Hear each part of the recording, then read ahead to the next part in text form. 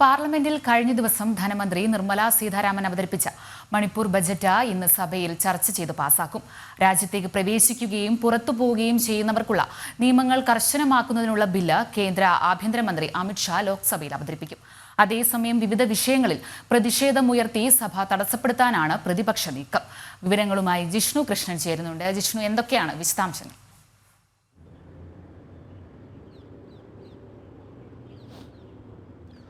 അഞ്ജന വീണ, നമസ്തേ, good morning. പാർലമെന്റിന്റെ budget സമ്മേളനത്തിന്റെ രണ്ടാം ഘട്ടത്തിന്റെ രണ്ടാം ദിവസമാണ് ഇന്ന് 11 മണിയോടുകൂടി ആരംഭിക്കുക. ഇന്ന് പാർലമെന്റിലെ പ്രധാന നടപടിക്രമങ്ങൾ പരിശോധിക്കുമ്പോൾ ഏറ്റവും പ്രധാനപ്പെട്ടത് കഴിഞ്ഞ ദിവസം ധനമന്ത്രി നിർമ്മല സീതാരാമൻ അവതരിപ്പിച്ച മണിപ്പൂർ ബജറ്റ് സഭയിൽ ചർച്ച ചെയ്ത് പാസാക്കും. കഴിഞ്ഞ ദിവസം 35,000 കോടി രൂപ വകയിരുത്തിക്കൊണ്ടുള്ള ബജറ്റായിരുന്നു ധനമന്ത്രി പ്രഖ്യാപിച്ചത്. മണിപ്പൂരിൽ രാഷ്ട്രപതി ഭരണം പ്രഖ്യാപിച്ചതോടെയാണ് കേന്ദ്ര സർക്കാർ ബജറ്റ് അവതരിപ്പിക്കുകയും അതിന്റെ നിയന്ത്രണങ്ങൾ ഏറ്റെടുക്കുകയും ചെയ്തിട്ടുള്ള. ബജറ്റ് പരിശോധിക്കുമ്പോൾ തന്നെയും അവിടുത്തെ സുരക്ഷാ ക്രമീകരണങ്ങൾക്ക് കൃത്യമായി തുക മാറ്റിവെച്ചിട്ടുണ്ട്. ഒപ്പം നിലവിൽ ദുരിതാശ്വാസ പ്രവർത്തനങ്ങൾക്ക്, താൽക്കാലിക ദുരിതാശ്വാസ പ്രവർത്തനങ്ങൾക്ക് 15 കോടി, പൂർണ്ണമായ പുനരധിവാസ പ്രവർത്തനങ്ങൾക്ക് 100 കോടി തുടങ്ങി മണിപ്പൂരിൽ നിലവിലുണ്ടായിട്ടുള്ള സംഘർഷങ്ങൾ മറികടന്നുകൊണ്ട് സുസ്ഥിരമായ വികസനം ഉറപ്പാക്കുന്നതിനുള്ള ബജറ്റാണ് ഇന്നലെ ധനമന്ത്രി നിർമ്മല സീതാരാമൻ അവതരിപ്പിച്ചത്. ഇന്ന് സഭയിൽ മണിപ്പൂർ ബജറ്റുമായി ബന്ധപ്പെട്ട ചർച്ച നടത്തിക്കൊണ്ട് ആ ബജറ്റ് പാസാക്കും. ഭരണപക്ഷ പ്രതിപക്ഷ അംഗങ്ങൾ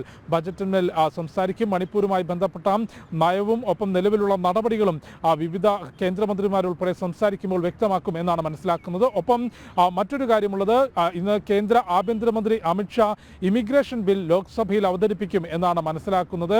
ആഭ്യന്തര മന്ത്രാലയം അക്കാര്യം വ്യക്തമാക്കിയിട്ടുണ്ട്. രാജ്യത്തിന് അകത്തേക്കും പുറത്തേക്കുമുള്ള യാത്ര സംബന്ധിച്ചുള്ള നടപടികൾ, നിരീക്ഷണങ്ങൾ കർശനമാക്കുന്നതിന്, രാജ്യത്തിന്റെ സുരക്ഷാ ക്രമീകരണങ്ങൾ കൂടുതൽ ശക്തമാക്കുന്നതിനും ഇത്തരത്തിൽ രാജ്യത്തിനകത്തേക്കും പുറത്തേക്കുമുള്ള യാത്രയും സംബന്ധിച്ചുള്ള നിയമങ്ങളും നടപടിക്രമങ്ങളും കൂടുതൽ കർശനമാക്കുന്നതിനാണ് ഇത്തരത്തിലൊരു ബില്ല് ആഭ്യന്തര മന്ത്രാലയം വിഭാവനം ചെയ്തിട്ടുള്ളത്. ആ ബില്ല് ഇന്ന് കേന്ദ്ര ആഭ്യന്തരമന്ത്രി അമിത്ഷാ ലോക്സഭയിൽ അവതരിപ്പിക്കും എന്ന് മനസ്സിലാക്കുന്നു. ഒപ്പം രാജ്യസഭയിൽ വിദ്യാഭ്യാസ മന്ത്രാലയവുമായി ബന്ധപ്പെട്ട ചർച്ച നടക്കും എന്നാണ് വ്യക്തമാക്കിയിട്ടുള്ളത്. പുതിയ വിദ്യാഭ്യാസ നയം, ഒപ്പം ത്രിഭാഷാ നയം, ഇവയുമായി ബന്ധപ്പെട്ട് വ്യക്തമായ നടപടികൾ, ഒപ്പം വിശദീകരണം വിദ്യാഭ്യാസ മന്ത്രി ധർമ്മേന്ദ്ര പ്രധാൻ ഉൾപ്പെടെ നടത്തും. ഒപ്പം ദേശീയ വിദ്യാഭ്യാസ നയവുമായി ബന്ധപ്പെട്ട ക്രിയാത്മകമായൊരു ചർച്ച ഇന്ന് രാജ്യസഭയിൽ ഉണ്ടാവും എന്നാണ് മനസ്സിലാക്കേണ്ടത്. ഇന്നലെ സഭ ആരംഭിച്ച ആദ്യഘട്ടം ലോക്സഭയിൽ തന്നെ DMK അംഗങ്ങൾ ഉൾപ്പെടെ സഭാ നടപടി തടസ്സപ്പെടുത്തിക്കൊണ്ട് പ്രതിഷേധിച്ചത് ഈ ത്രിഭാഷാ നയവുമായി ബന്ധപ്പെട്ടാണ്.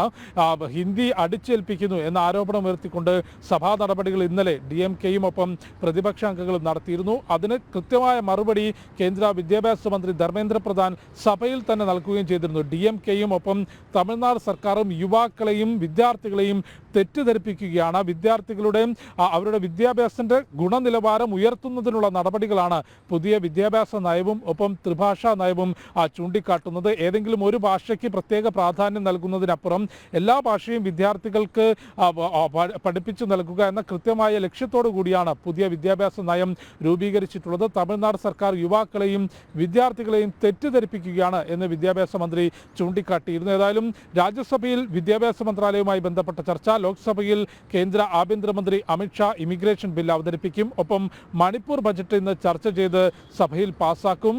ഇത്രയുമാണ് നടപടികളുള്ളത്. ഒപ്പം പ്രതിപക്ഷത്തിന്റെ ഭാഗത്തുനിന്ന് വിവിധ വിഷയങ്ങൾ ഉന്നയിച്ചുകൊണ്ട് പ്രതിഷേധിച്ച് സഭാ നടപടികൾ തടസ്സപ്പെടുത്താൻ തന്നെയാണ് നീക്കം എന്നാണ് മനസ്സിലാക്കേണ്ടത്.